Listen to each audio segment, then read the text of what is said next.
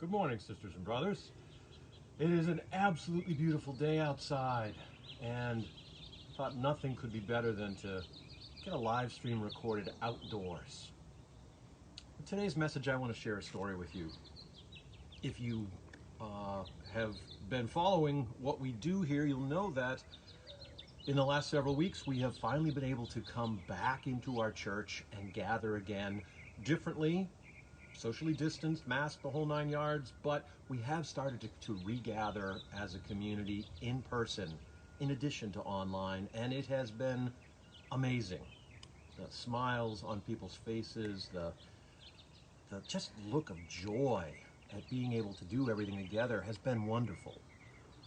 However, it has not been without its share of challenges. We had all sort of acclimated ourselves to COVID life, hadn't we? The rhythms of our life had changed, the patterns of what our days and weeks were filled with changed, and I noticed that very first Sunday that we met, everything seemed to come back together. What I mean by that is, by the time that Sunday morning was over, I had no less than 14 people who had come up to me and said, "Father, can we meet this week?"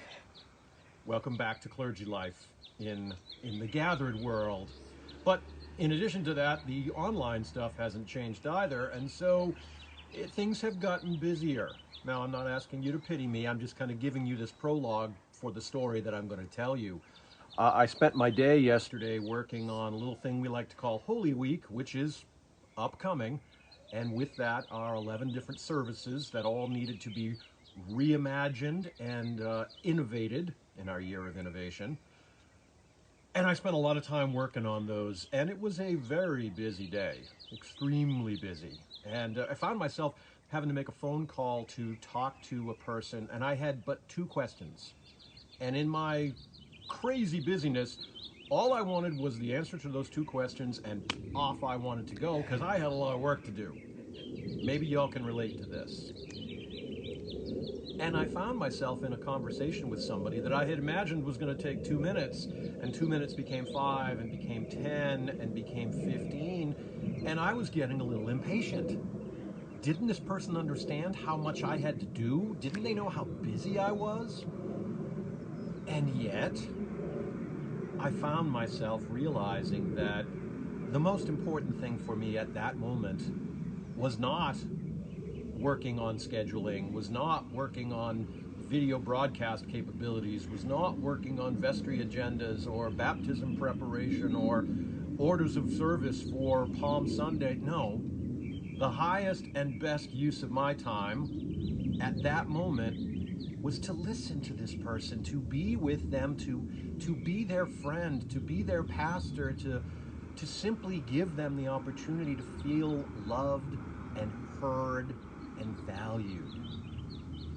It was a poignant reminder to me of a quote by a Sufi philosopher named Rumi.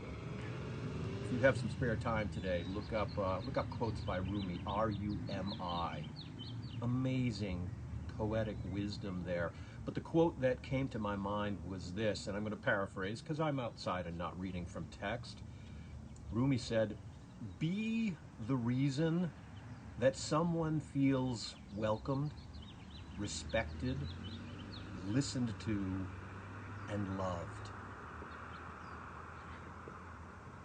Be the reason someone feels welcomed, respected, listened to, and loved. That's a prescription right there for success, my friends. And if you listen to that and you keep that in mind, then the busyness of our everyday life sort of falls away, because the important thing is to be in relationship with one another, to care for one another, to show love for one another. It was a reminder I needed yesterday, and it kind of helped me reset myself and my expectations. I wonder if you find yourself in this type of situation from time to time.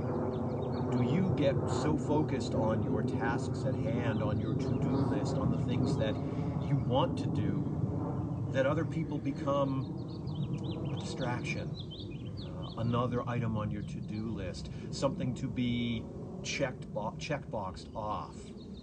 If you ever find yourself there, well, first of all, if you don't ever find yourself there, God bless you. Good on you. You're doing well. But I suspect that I'm not alone in this, and I suspect many of us have that. And so if you do find yourself in that place, remember that quote from Rumi. Be the reason that somebody feels welcomed, respected, listened to, and loved. It's no harder than that, my friends.